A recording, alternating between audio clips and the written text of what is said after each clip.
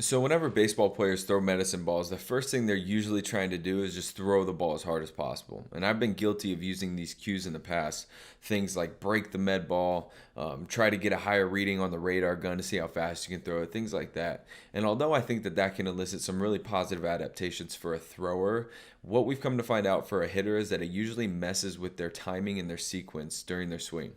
When a hitter's actually trying to hit in a game, their task at hand at that time is going to require a very high level of anticipation. So being able to read the body language of the pitcher, try to recognize his timing so that way you can get your timing correct, and then be obviously reacting to whatever the oncoming object is about to do.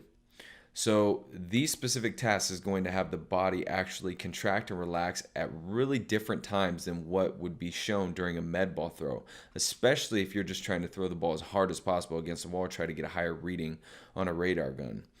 When you're throwing the ball against the wall as hard as possible, often you're going to contract really, really early, almost all the muscles in your body to get this high force output to throw this ball into the wall as hard as possible. Now, although that might not be a bad thing per se, just talking like that, but it's probably not going to help the hitter actually self organize in a similar fashion that they would while they're out on the field doing their performance task. And we always want to make sure that these special strength exercises carry over for the individual. Otherwise, they're just exercises thrown in there at random just because everybody else is doing them, which in my opinion isn't good enough. With these reactionary throws, the hitter is still trying to throw the ball as hard as they can against the wall. So they're still getting the benefits of both rotational acceleration and deceleration that they were getting previously.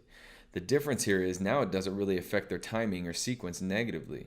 As you can see, the athlete's going to relax and contract in a similar fashion that they would while they're out on the field.